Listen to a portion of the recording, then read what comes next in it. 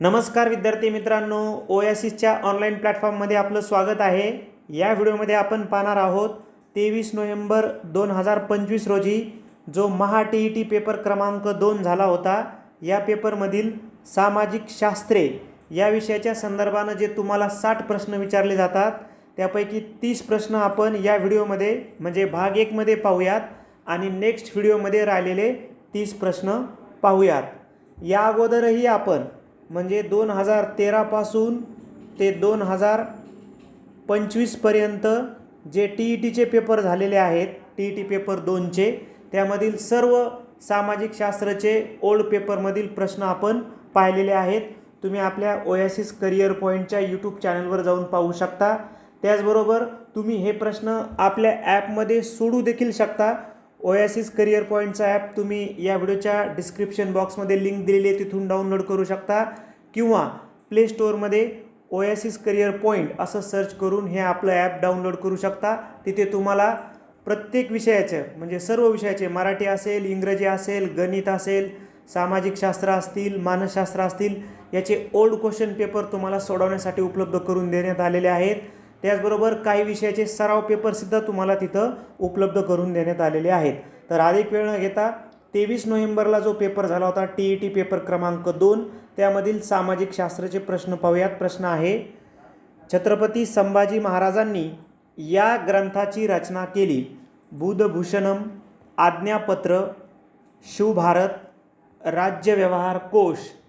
तर आपल्या प्रश्नाचं उत्तर आहे बुधभूषणम हा छत्रपती संभाजी महाराजांनी लिहिलेला ग्रंथ आहे। याचबरोबर त्यांनी नायिकाभेद, नखशिख आणि 7 शतक हे सुद्धा ब्रज भाषेमध्ये ग्रंथ लिहिले होते। हे सुद्धा थोडासा संदर्भ तुम्ही लिहून घेऊ शकता। आता जे इतर पर्याय आहेत म्हणजे आज्ञापत्र लिहिलं होतं रामचंद्रपंत अमात्य, राज्य व्यवहार कोश लिहिला होता रघुनाथ नारायण हनुमंते आणि शिवभारत हा ग्रंथ लिहिला होता परमानंदानी। ठीक आहे, याचा संदर्भ तुम्ही वर्ग 7वीच्या इतिहासामध्ये पेज नंबर 39वर ही ओळ आलेली आहे। त्याचबरोबर थोडंसं डिटेलमध्ये जर पाहिजे असेल तुम्हाला तर वर्ग 11वीचा जो इतिहास आहे या वर्ग 11वीच्या इतिहासामध्ये 126 पेज नंबरवर डिटेलमध्ये माहिती आलेली आहे। त्यानंतर नेक्स्ट आहे, जगाचा कारखाना असे वर्णन या देशाचे केले जात असे? तर तो देश आहे साहजिकच इंग्लंड, कारण सुरुवातीला म्हणजे सर्वात अगोदर औद्योगिक क्रांती इंग्लंडमध्ये झाली, त्यामुळे इंग्लंडची औद्योगिक भरभराट झाली, म्हणून इंग्लंडचे वर्णन जगाचा कारखाना असे करण्यात येते। याचे तुम्ही डायरेक्ट संदर्भ वर्ग 8वीचा जो इतिहास आहे त्यामध्ये तुम्ही बघू शकता पेज नंबर 7वर। युरोप आणि भारत या प्रकरणामध्ये तुम्हाला ही ओळ मिळून जाईल। त्यानंतर नेक्स्ट आहे, भारतीय समाजसुधारक व त्यांनी स्थापन केलेल्या संस्था या संदर्भातील चुकीची जोडी आपल्याला ओळखायची आहे। तर ब्राह्मो समाज राजाराम मोहन रॉय बरोबर आहे, हे त्यांचे संस्थापक आहेत ब्राह्मो समाजाचे। परमहंस सभा दादोबा पांडुरंग तरखडकर ही पण जोडी बरोबर आहे, तरखडकरांनी परमहंस सभा स्थापन केली होती। रामकृष्ण मिशन स्वामी दयानंद सरस्वती, आता हे रॉंग आहे आणि हेच आपलं उत्तर आहे, कारण आपल्याला काय विचारले, चुकीची जोडी विचारली ना। कारण रामकृष्ण मिशनची स्थापना कोणी केली आहे? स्वामी विवेकानंदांनी। आलं लक्षामध्ये? स्वामी विवेकानंदांनी रामकृष्ण मिशनची स्थापना केली। स्वामी दयानंद सरस्वती यांचा आर्य समाज आहे।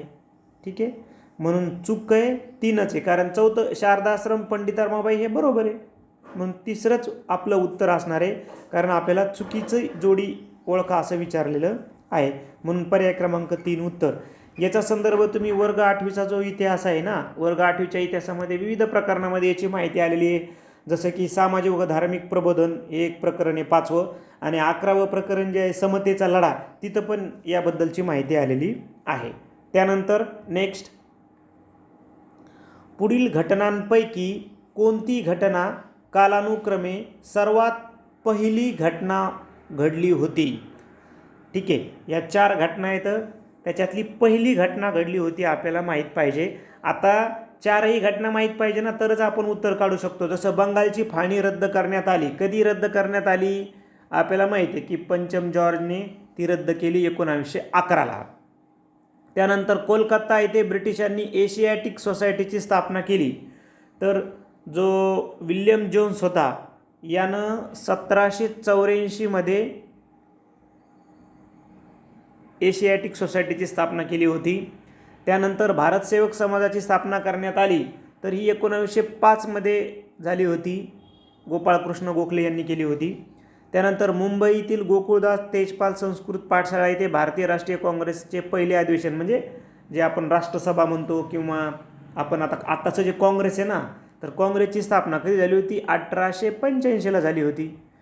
मग आता सर्वात पहिली घटना कोणती घडली? ही 1784ची, म्हणजे कोलकाता येथे ब्रिटिशांनी एशियाटिक सोसायटीची स्थापना केली. हे पण तुम्ही वर्ग 8वीच्या इतिहासामध्ये याचे संदर्भ येऊन जातात. वर्ग 8वीच्या इतिहासामध्ये तुम्हाला विविध प्रकरणं वाचावी लागतात, लगेच तुम्हाला ते कळून जाईल. त्यानंतर पुढील शैक्षणिक संस्थांच्या स्थापनेच्या वर्षानुसार योग्य क्रम लावायचा आहे. महाराष्ट्र राज्य माध्यमिक आणि उच्च माध्यमिक शिक्षण मंडळ, तर महाराष्ट्र राज्य माध्यमिक आणि उच्च माध्यमिक शिक्षण मंडळाची स्थापना झाली होती 1966ला. ठीक आहे. आता आपल्याला काय नाही, स्थापनेनुसार क्रम लावायचा आहे, म्हणजे आपल्याला सर्वच माहीत पाहिजेत. महाराष्ट्र कला संचालनालयाची स्थापना झाली होती 1965ला. त्यानंतर महाराष्ट्र राज्य शैक्षणिक व संशोधन व प्रशिक्षण परिषद, ज्याला आपण MSCERT म्हणतो, 1964ला. ठीक आहे. त्यानंतर महाराष्ट्र राज्य पाठ्यपुस्तक निर्मिती व अभ्यासक्रम संशोधन मंडळाची स्थापना झाली 1967ला. ओके. मग आता आपल्याला असं लक्षात आहे की सर्वात पहिला घ्यावा लागेल 1964, म्हणजे हा नंबर 2ला, 65 म्हणजे महाराष्ट्र, म्हणजे आता 1ला घ्यावा लागेल क, म्हणजे 1ला क कुठे आहे? 2 ठिकाणी. मग आणि 2ला घ्यावा लागेल ब, आता इथं पण आहे ब, इथं पण आहे. ठीक आहे. आता 3ला तिसरी घटना कोणती आहे? तर 1967ची. आलं लक्षामध्ये? तिसरी घटना कधीची आहे? तर 1967ची. आता बघा तुम्ही. नाही, परंतु त्याच्या अगोदर आपल्याला 66 घ्यावं लागेल ना, म्हणजे त्याच्या अगोदर अ घ्यावा लागेल ना आपल्याला. ठीक आहे. म्हणजे बघा आता 1966, 1965, 1964 आणि 1967, म्हणजे सर्वात शेवटी ड या लागला, म्हणजे हे उत्तर घ्यावं लागेल पर्याय क्रमांक 4. पर्याय क्रमांक 4 उत्तर घ्यावं लागेल. आणि ड म्हणजे महाराष्ट्र राज्य पाठ्यपुस्तक निर्मिती व अभ्यासक्रम संशोधन मंडळ, सर्वात शेवटी 1967. ठीक आहे. नंतर अ. ठीक आहे. त्याच्या अगोदर महाराष्ट्र कला संचालनालय आणि त्याच्या अगोदर 1964 क, म्हणजे पर्याय क्रमांक 4 उत्तर जर घेतलं आपण तर सर्व बरोबर येतात. तुम्ही थोडंसं याच्यामध्ये तुम्हाला नवीन जे बुक आहे ते आपल्याला नवीन बुकची आपल्याला निवड करावी लागणार आहे. त्यामध्ये तुम्ही जे वर्ग 9वीचा जो इतिहास आहे, या वर्ग 9वीच्या इतिहासामधील जे 5वं प्रकरण आहे ना, शैक्षणिक वाटचाल, त्यामधील page number 24, page number 25, page number 26 याबद्दल माहिती आलेली आहे, ती बघून घ्या. त्यानंतर नेक्स्ट, स्वदेशी बनावटीचा पहिला संगणक तयार करण्यात कोणत्या संस्थेचे योगदान आहे? तर ती संस्था आहे इंडियन स्टॅटिस्टिकल इन्स्टिट्यूट. ठीक आहे. 1969 साली हा स्वदेशी बनावटीचा संगणक बनवला होता. इंडियन स्टॅटिस्टिकल इन्स्टिट्यूट आणि जादवपूर विद्यापीठ यांच्या संयुक्त विद्यमानाने ISIJU हा जो संगणक आहे, हा संगणक बनवण्यात आला होता. हा सुद्धा संदर्भ तुम्हाला वर्ग 9वीचा जो इतिहास आहे, या वर्ग 9वीच्या इतिहासामध्ये पेज नंबर 28वर मिळून जाईल. त्यानंतर नेक्स्ट आहे विधान अ, भारत हा एकत्र कुटुंब पद्धतीचा देश आहे म्हणून जगभर ओळखला जातो. त्याच्यानंतर ब विधान आहे, जागतिकीकरणाच्या लाटेत एकत्र कुटुंब पद्धतीला चालना मिळाली. आता जागतिकीकरणाच्या लाटेमध्ये एकत्र कुटुंबीकरणाला चालना मिळाली का? नाही, उलट येते. एकत्र ऐवजी काय आहे? विभक्त. म्हणजे ब तर कन्फर्म चूक आहे, ब चूक आहे. आणि भारत एकत्र कुटुंब पद्धतीचा देश म्हणून जगभर ओळखला जातो. अर्थात जायचा आहे पुस्तकामध्ये. म्हणजे तुम्ही वर्ग 9वीचा इतिहास आहे, वर्ग 9वीचा इतिहास, यामध्ये बदलते जीवन भाग 1 मध्ये पेज नंबर 47-48 जर गेलात तर याबद्दलची तुम्हाला माहिती मिळते. म्हणून हे आपल्याला सत्य मानायला काही हरकत नाही. पहिलं विधान बरोबर आहे आणि दुसरं तर कन्फर्म चूक आहे. फक्त इथं जायचा असा शब्द आहे, पण तो काही हरकत नाही. पहिलं विधान बरोबर ठरतं, दुसरं जे बचं विधान आहे ते चूक ठरतं. म्हणून आपण पर्याय क्रमांक 1ची निवड करूयात. त्यानंतर रियासतकार या नावाने कोणाला ओळखले जाते? तर रियासतकार म्हणून गोविंद सरदेसाई यांना आपण ओळखतो. ठीक आहे, म्हणजे गोविंद सखाराम सरदेसाई, त्याचं म्हणजे सखाराम सरदेसाई.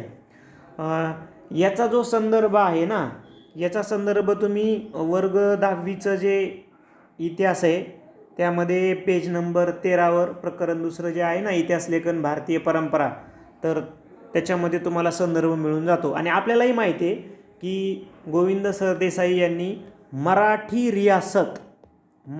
रियासत या नावानं अनेक खंडात इतिहास लिहिला आहे बघा, मराठी रियासत या नावानं. आणि त्याच्यामुळं ते खूप प्रसिद्ध झाले खंड, आणि म्हणून त्यांनाच काय म्हणलं गेलं? रियासतकार असं त्यांना टोपण नावाने संबोधलं गेलं. कुणाला? गोविंद सखाराम सरदेसाई यांना. त्यानंतर नेक्स्ट आहे, जोड्या जुळवायच्या आहेत. तर सर्वांना पाठ असणारा प्रश्न आहे, जनरल जीकेचा प्रश्न आहे हा. म्हणजे आता जसं की आता बघा, महाराष्ट्रामध्ये काय आहे तर लावणी, म्हणजे अचं 3 आता 2 ठिकाणी आलं आहे. ठीक आहे. त्याच्यानंतर आपल्याला अजून सहज ओळखू येण्यासारखं काय आहे? आंध्र प्रदेशाचं कुचिपुडी नृत्य आहे. त्याच्यानंतर तमिळनाडूचं भरतनाट्यम आहे. ठीक आहे. त्याच्यानंतर केरळचं मोहिनीअट्टम आहे. म्हणजे जर तुम्ही पर्याय क्रमांक 2 जर निवडला तर आपले प्रश्न बरोबर येतील. संदर्भासाठी तुम्ही वर्ग 10वीचा जो इतिहास आहे, या वर्ग 10वीच्या इतिहासामध्ये पेज नंबर 29 भारतीय कलांचा इतिहास या नावाच्या प्रकरणामध्ये याची माहिती तुम्हाला आलेली आहे. त्यानंतर नेक्स्ट आहे, काही विधानं दिली तर बघा काय ती. या युगात प्राण्यांचा उपयोग सामान्य आणीसाठी केला जाऊ लागला. या युगात व्यापार व दळणवळण या गोष्टी विकसित झाल्या. या युगात मातीची भांडी चाकावर घडवायला सुरुवात झाली. हे कोणत्या युगाचे वर्णन आहे? आता चाक म्हटलं की आपल्याला वाटतं की ते साहजिकच काय आहे? नवाश्म युग आहे. आपल्याला लगेच ते लक्षात यायला पाहिजे होतं.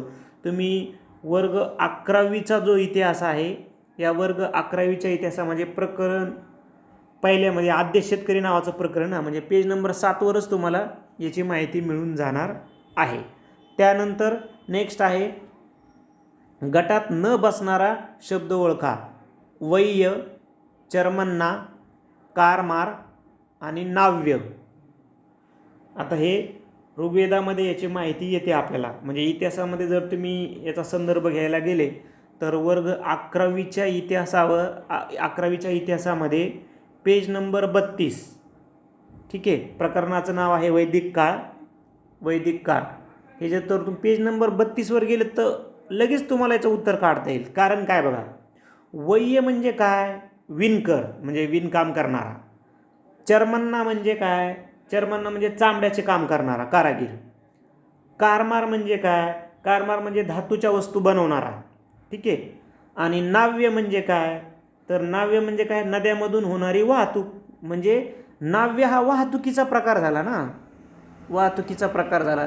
आणि बाकी सर्व कोण आहेत? हे व्यावसायिक येतं. म्हणून नाव्य उत्तर घेऊ आपण, कारण हा वाहतुकीचा प्रकार आहे. त्यामुळं तुम्ही 11वीचा जो इतिहास आहे त्याच्या पेज नंबर 32 गेलात की लगेच तुम्हाला ते चौथंच उत्तर का आहे याचे तुम्हाला संदर्भ कळून जाईल. त्यानंतर नेक्स्ट,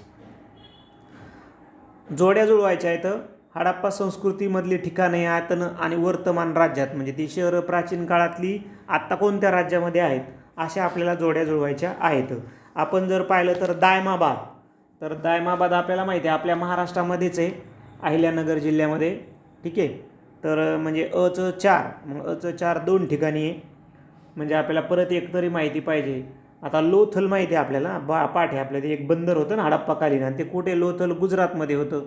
म्हणजे कचं 2, म्हणजे कचं 2 कचं 2, म्हणजे आपल्याला आता अजून एक तरी माहिती पाहिजे.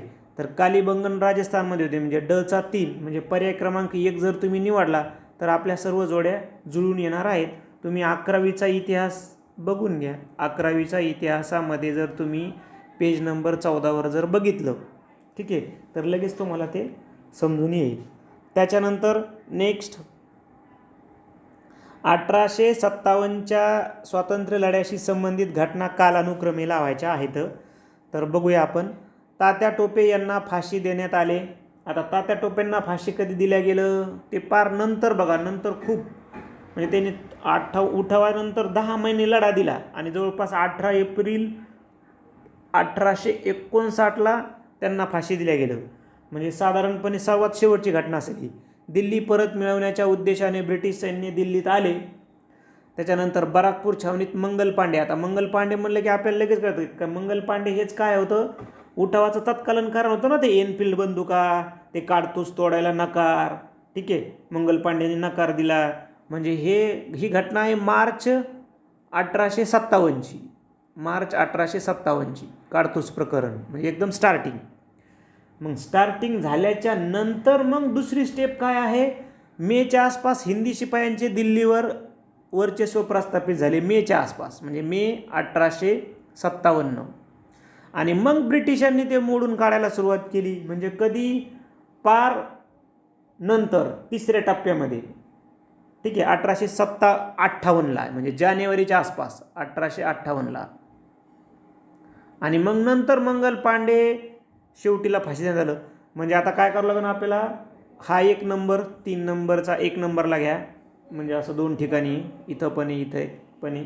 नंतर मग 4वाला 2ला, म्हणजे हेच उत्तर आहे आपलं. सर्वात शेवटी मंगल पांडेला फाशी. ठीक आहे. याचा संदर्भ जर तुम्हाला पाहिजे तर याचा संदर्भ तुम्ही आपलं जे 8वीच्या बुकमध्ये पण येईल बघा. 8वीच्या बुकमध्ये याचा संदर्भ तुम्हाला येऊन जाईल. त्यानंतर नेक्स्ट आहे एबेल जंझून तस्मान व कॅप्टन जेम्स कुक यांनी या प्रदेशाच्या सागरी मोहिमा काढल्या. ठीक आहे. आता हे थोडंसं 12वीच्या इतिहासामधलं आलं आहे बघा. तुम्ही 12वीचा इतिहास जर पाहिला, page number 4, page number 6, page number 7 याच्यामध्ये माहिती आलेली आहे. प्रकरण पहिलंच आहे. ठीक आहे, तरी काही हरकत नाही. पण आपल्याला जेम्स कुकवरून आपल्याला क्लिक व्हायला पाहिजे होतं की जेम्स कुक म्हणजे काय? ऑस्ट्रेलिया आणि न्यूझीलंड. तस्मानवरून पण, म्हणजे पर्याय क्रमांक 3 हे आपल्या प्रश्नाचं इथं उत्तर असणार आहे. कारण आफ्रिका खंड म्हणलं की आफ्रिका खंडाची सुरुवातीला मंगो पार्क, त्यानं नायजर नदी शोधली, त्याच्यानंतर हेनरी नॅव्हिगेटर, हे रिलेटेड आहे आफ्रिका खंडाशी. आणि कॅनडा आणि अमेरिका म्हटलं की आपल्याला आठवतं कोलंबस, अमेरिगो. कॅनडा म्हणलं की तो शॅम्प्लेन. किंवा आशिया खंडामध्ये कोण कोण आलं होतं इकडं? मार्को पोलो आला होता, चीन आणि इतर देशाची माहिती दिली. इब्न बतुता आला होता, भारत मालदीव चीनची माहिती दिली. वास्को दी गामा आला होता, त्यानं सागरी मार्गाचा शोध लावला. पण इथं के जे आहे तस्मान आणि जेम्स कुक म्हणलं की तुम्ही पर्याय क्रमांक 3ची निवड करणं अपेक्षित होतं. त्यामुळं 12वीचा जो इतिहास आहे ना, 12वीचा इतिहास, यामध्ये पेज नंबर 4, 6 आणि 7वर इतर पर्यायाची पण तुम्हाला माहिती तिथं मिळून जाईल. त्यानंतर नेक्स्ट आहे हे या कराराचे बोधचिन्ह आहे. तर हे बोधचिन्ह आहे CA, तो कराराचे बोधचिन्ह आहे. तुम्ही गुगल सर्च करून तुम्ही बघू शकता. त्यानंतर हडप्पा संस्कृतीच्या उत्खननात आढळणाऱ्या मुद्रा डॅश डॅश नावाच्या दगडापासून बनविल्या जात. तर तो दगड होता स्टिएटाईट. स्टिएटाईट. आता ही डायरेक्ट ओळ आलेली आहे. तुम्ही जर वर्ग 6वीचा जर इतिहास पाहिला, वर्ग 6वीच्या इतिहासामध्ये हडप्पा संस्कृती नावाचं 3रं प्रकरण आहे. त्यामधील पेज नंबर 11वर याची माहिती आलेली आहे. चौकोनी आकाराच्या असायच्या त्या, म्हणजे चौरस आकाराच्या, ज्या स्टिएटाईट दगडापासून बनवलेल्या असत. म्हणजे पर्याय क्रमांक 3 हे आपल्या प्रश्नाचं इथं उत्तर असणार आहे. त्यानंतर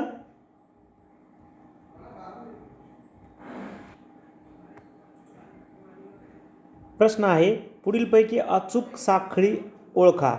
तर अचूक ओळखायचे, सम्राट अलेक्झांडर, तक्षशिला, कलिंग युद्ध. आता सम्राट अलेक्झांडरनं तक्षशिला जिंकून घेतलं होतं, पण कलिंग युद्ध त्याच्याशी रिलेटेड नाही ना, ते अशोकाशी रिलेटेड आहे, म्हणजे यामुळं हे चुकला, हा पर्याय चुकला. सम्राट चंद्रगुप्त मौर्य जुनागडजवळ सुदर्शन तलाव बांधला, बरोबर आहे, गुजरातमध्ये तो तलाव आहे, म्हणजे पहिलं पर्याय क्रमांक 2 आपलं उत्तर आहे. कारण बघा, सम्राट अशोक, मगध सम्राट, बरोबर आहे. इंडिका या ग्रंथाचे लेखन हे रॉंग आहे ना, कारण इंडिका ग्रंथाचं लेखन कोणी केलेलं आहे, ते मॅगस्थनीसनं केलेलं आहे. सेल्युकस निकेटर सिकंदराचा सेनापती आहे, धनानंदाचा पराभव. आता सेल्युकस निकेटर सिकंदराचा सेनापती आहे, पण धनानंदाचा पराभव त्यांनी नाही केला, तर तो कुणी केला आहे, चंद्रगुप्त मौर्याने केला आहे, म्हणून हे पण चुकलं. म्हणजे पर्याय क्रमांक 2 हेच आपल्या प्रश्नाचं बरोबर उत्तर असणार आहे. तुम्ही जर वर्ग 6वीच्या इतिहासामध्ये जर गेलात, मौर्यकालीन भारत, पेज नंबर 31वर याची माहिती सहज पद्धतीने तुम्हाला शोधता येईल. त्यानंतर नेक्स्ट आहे, पुढीलपैकी चुकीची जोडी ओळखायची आहे. भारवी कुमार संभव हे चुकीचं आहे, कारण भारवीचं कुमार संभव ही साहित्यकृती नाही, तर भारवीचं काय आहे, किरातार्जुनीय नावाचं साहित्यकृती आहे. ठीक आहे.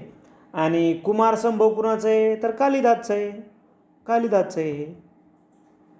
हां, माघ, शिशुपालवध बरोबर आहे, कालिदास रघुवंश हे बरोबर आहे, पाणिनी अष्टाध्यायी हे बरोबर आहे. म्हणजे कोणतं चुकीचं आहे, पर्याय क्रमांक 1. मग तेच उत्तर आपलं असणार आहे, कारण आपल्याला चुकीची जोडी विचारलेली आहे.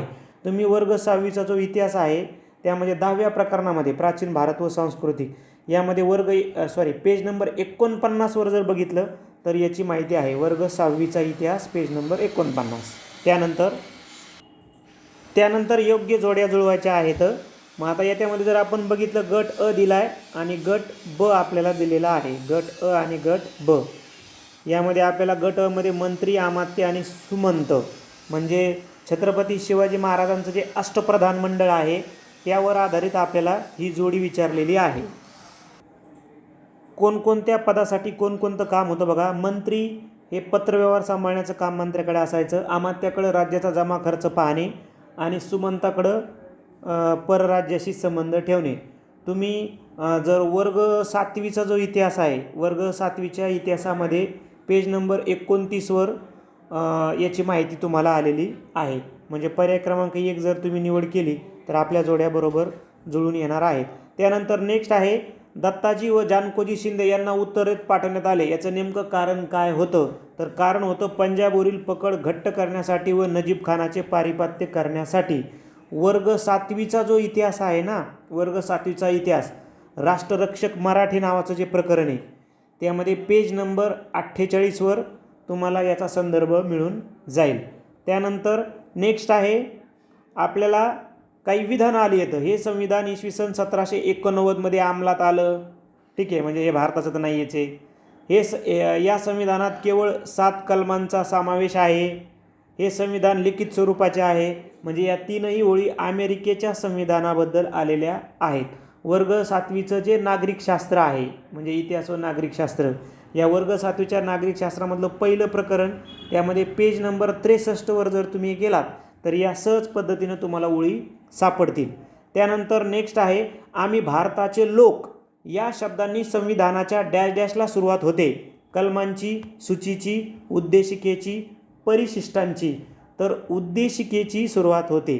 आपल्या भारताच्या संविधानाची उद्देशिका, तिलाच आपण काय म्हणतो, प्रस्ताविका. कारण कधी कधी आपल्याला असाही प्रश्न विचारतात, किंवा प्रस्ताविका अजून पण एक सरनामा असा देखील शब्द आहे आपल्या भारताच्या संविधानाच्या उद्देशिकेला, सरनामा असंही देखील म्हटल्या जातं. तुम्ही जर वर्ग 7वीचं नागरिकशास्त्र म्हणजे इतिहास व नागरिकशास्त्र या बुकमध्ये जर पेज नंबर 68वर जर बघितलं तर याची माहिती तुम्हाला कळून येईल. कारण पहिलं म्हणजे दुसरं प्रकरण ना, संविधानाची उद्देशिका, यामध्ये डिटेलमध्ये माहिती आलेली आहे. त्यानंतर व्यक्तीच्या मूलभूत हक्कांचा भंग झाल्यास न्यायालयाकडे दाद मागता येते, हे याचे उदाहरण आहे.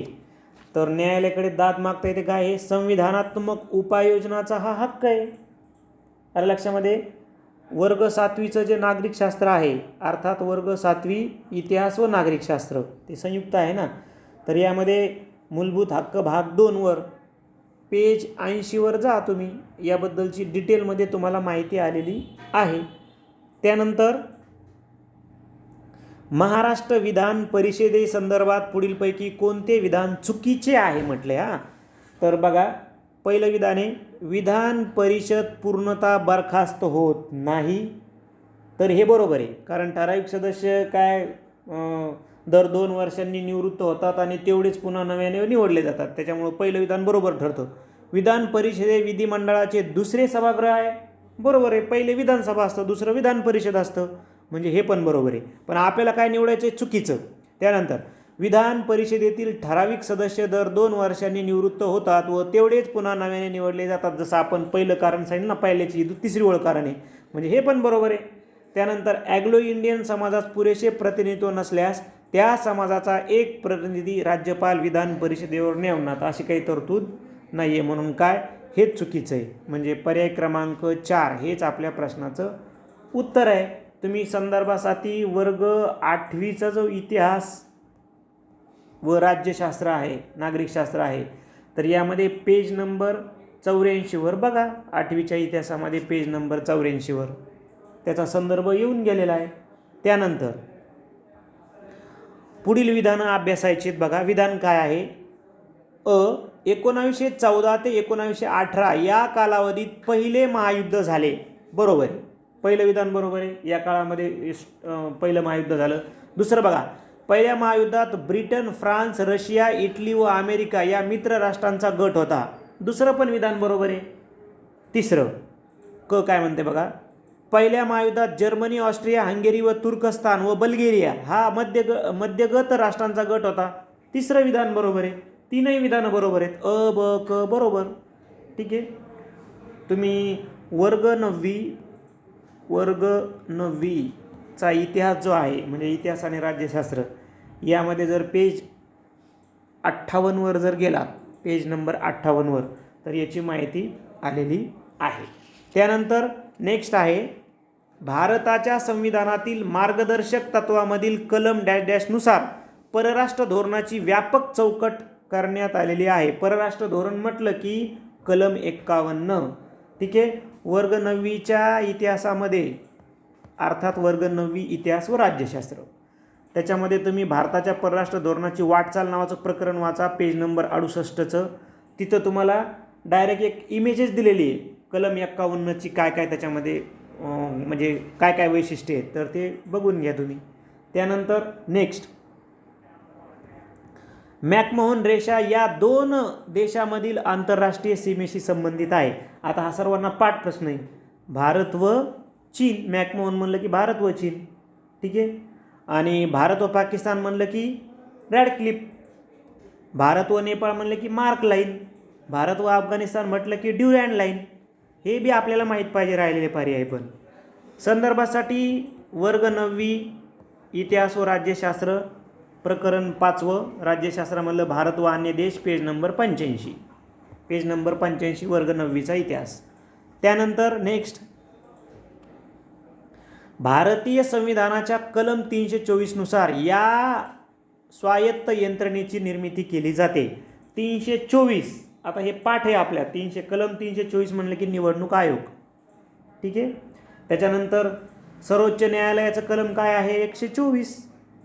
भारतीय अणुऊर्जा आयोग आणि इस्रो. आता हे अणुऊर्जा आयोग असेल किंवा इस्रो असेल, तर ह्या विशेष आदेशाद्वारे स्थापन होतात. त्याच्यासाठी कलम संविधानामध्ये असं काही नसतं.